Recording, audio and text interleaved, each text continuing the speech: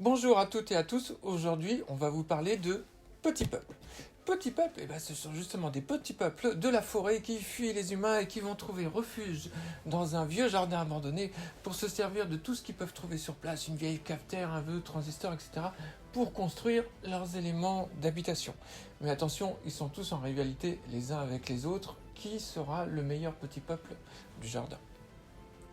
Et alors, à combien on joue à ce jeu ? Eh bien, on peut jouer à 2, à 3 ou à 4, chacun ayant sa couleur de jeu, et ça se joue très très bien dans chacune de ces configurations. D'accord. Et c'est pour quel âge On peut jouer à partir de 10 ans jusqu'à adulte et un peu plus. Et ça dure combien de temps la partie? Ça dure grosso modo 1 heure de jeu. Et là, on va rentrer dans la partie. Comment on joue ? Eh bien, à chaque tour, chaque joueur va avoir le choix de faire une action parmi deux. L'action, ça peut être construire, justement, c'est quand même le but, hein, on va construire nos bâtiments, des éléments qui vont pouvoir se superposer. Pour construire, on va utiliser notre population. Il y a des zones de terrain de différentes couleurs et de différentes valeurs qui demandent plus ou moins de population pour construire les éléments d'habitation. Et plus on va construire en hauteur, plus ça nous coûtera en population. Attention, si on n'a plus de population, ça va être difficile de construire.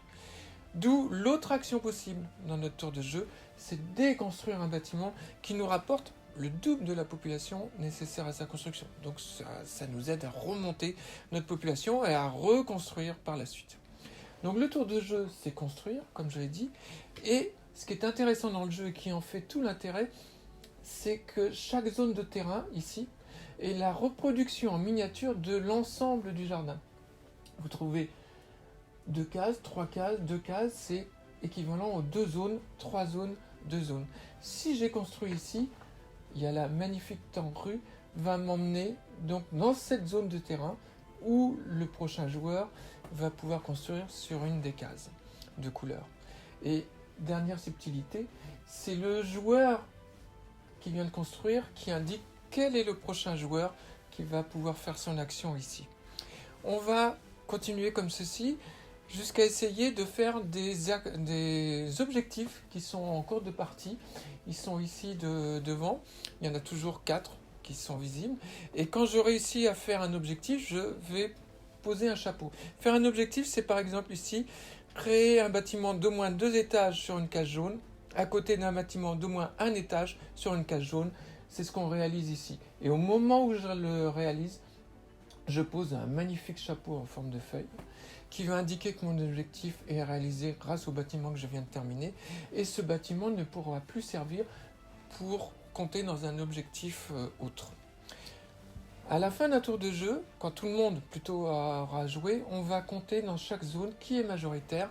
C'est des points de population qu'on va pouvoir regagner dans la partie. On va continuer comme ceci, tour après tour, jusqu'à ce qu'un joueur n'ait plus d'éléments pour pouvoir construire. À ce moment-là, on va déclencher un dernier décompte de majorité où on gagne de la population. La population, c'est important. Elle nous donne des points de victoire à la fin. Et si on n'en a pas, c'est carrément des points négatifs. Et on va compter les points d'objectifs secrets qu'on avait dans la main, qui sont des points de type de construction ou des points de majorité. J'ai oublié quand même quelque chose de très très important dans la partie. C'est des stratagèmes. On en a 4 possibilités pour chacun d'utiliser ces stratagèmes. Les stratagèmes, c'est déplacer un chapeau sur un bâtiment pour le mettre sur un autre bâtiment qui nous appartient évidemment, sur une case de même couleur, ce qui permet de relibérer le premier bâtiment sur un objectif. Le deuxième stratagème possible, la tortue m'a envoyé ici, je peux en fait jouer sur une des zones voisines.